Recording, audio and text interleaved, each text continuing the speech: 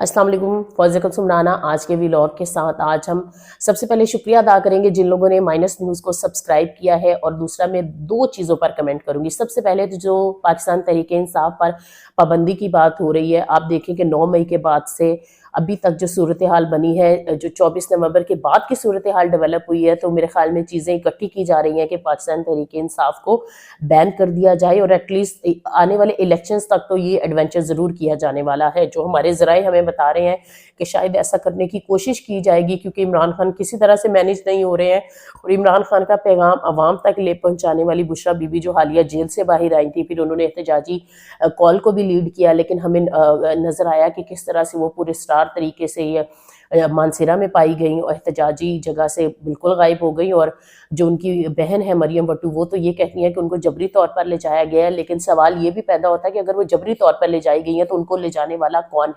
कौन है जो सहूलतकारी कर रहा है, कभी अली अमीन गंडापुर की और अब बुशरा बीबी की भी। क्योंकि अगर बुशरा बीबी को अब जिस तरह से कहा जा रहा है कि 190 मिलियन पाउंड का जो केस है उसमें गिरफ्तारी कर लें जी, उनकी जमानतें जो है वो मनसूख कर दी जाएं, तो क्या वाकई में बुशरा बीबी और इमरान खान को मैनेज करना मुश्किल हो गया है? लेकिन अगर ऐसा था तो फिर उनको रेड जोन से क्यों गिरफ्तार नहीं किया गया? इस सवाल का जवाब अभी तक हुकूमत भी नहीं दे सकी है, और शायद किसी और के पास भी नहीं है। तो आप समझ आइए कि शायद ये चीज़ें कहीं और से हो रही हैं। हुकूमत की बेबसी भी हमें नज़र आती है, लेकिन हुकूमत ने जो मुजाहिरीन पर गोली चलाई है ना, इसका कोई लॉजिक नहीं है, इसका गवर्नमेंट के पास भी कोई जवाब नहीं है। और बार बार तददीद कर देना, और कोई हुकूमत के जो लोग हैं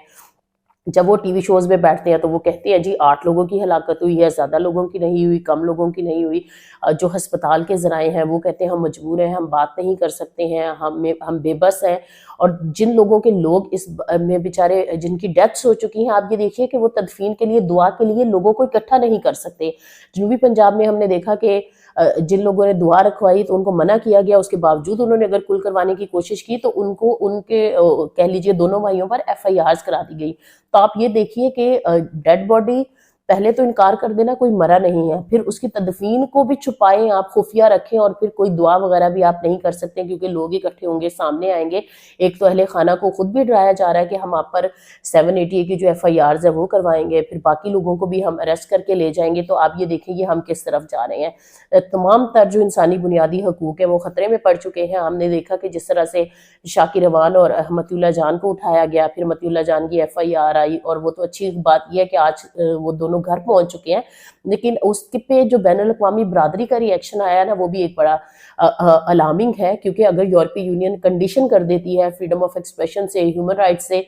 खास तौर पर ह्यूमन राइट्स तो पहले ही आपकी वॉच लिस्ट में है ना, तो अगर जो आपकी फ्रीडम ऑफ एक्सप्रेशन के तहत भी वो मॉनिटर करना शुरू कर देते हैं, और जो इंडिपेंडेंट लोग अपनी ओपिनियन देते हैं, यूरोपीय यूनियन तक जो कह लीजिए आज़ादाना रिपोर्ट्स जाती हैं उसके तहत, तो फिर ये हम बहुत ख़तरे में पड़ने वाले हैं। ना सिर्फ ये कि हमारा जो टेक्सटाइल का शोबा है उसके लिए ये एक अलार्मिंग बात है, क्या हमने कोई ऑल्टरनेट्स मंडियाँ जो हैं वो हमने तलाश कर ली हैं? क्या हमने असर नौ जायज़ा लेने का पाकिस्तान ने तहैया कर लिया है कि अगर यूरोपीय यूनियन ये स्टेटस हमसे इंसानी हकूक और लेबर लॉज की वायलेशंस और फ्रीडम ऑफ एक्सप्रेशन के साथ अगर वो नहीं करता, और हम वो कंडीशंस पूरी नहीं कर पाते हैं, तो क्या हम इसके लिए तैयार हैं? क्या रुपए की कदर हम मजीद गिराना चाहते हैं? पाकिस्तान एक गरीब मुल्क है, हम ये अफोर्ड नहीं कर सकते हैं। पहले ही हमारा इतना पॉलिटिकल अनरेस्ट है, सिक्योरिटी के मामला अलग तरफ हैं। हम अगर देखें बलूचिस्तान के मसाइल एक अलग है, अभी खैबर पख्तूनख्वा जो है वो हमसे संभल नहीं रहा, वो बार बार आ जाते हैं एहतजाज करने, और फिर जो मुतालबात है, और ये सारा झगड़ा कहाँ से पड़ता है कि हमारे जो फंडामेंटल राइट्स है ना, राइट ऑफ वोट,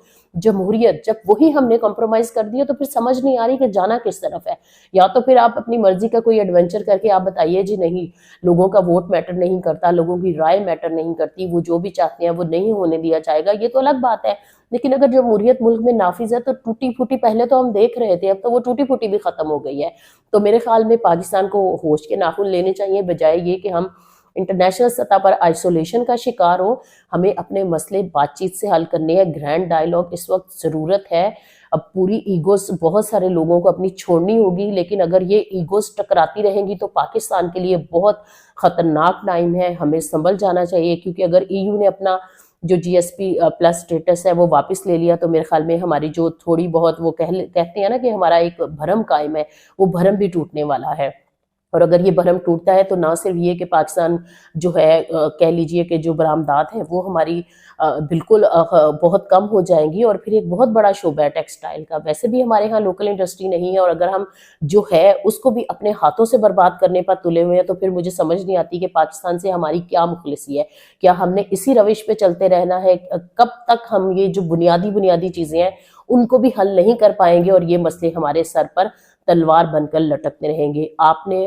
ہم سب نے مل کر سوچنا بھی ہے، اور جن لوگوں نے یہ ایکشنز لینے ہیں خدا را آپ لوگ کچھ ہوش کے ناخن لے لیں۔ عوام اب تنگ آ چکی ہے، غریب جو ہے وہ بیچارے 2 وقت کی روٹی سے عاجز آ چکی ہے، اس قدر مہنگائی ہے، اور اگر چیزیں اس طرح سے ہو جائیں گی، پاکستان بین الاقوامی سطح پر بھی آئسولیشن کا شکار ہو گیا تو پھر ہمارے مسائل جو ہیں بڑھتے ہی چلے جائیں گے۔ یہ جو سیاسی انریسٹ ہے خدا را اس سے ختم کیجئے، بات چیت سے اگر آپ حل کر لیں گے تو یہ قوم پہ بہت بڑا احسان ہوگا۔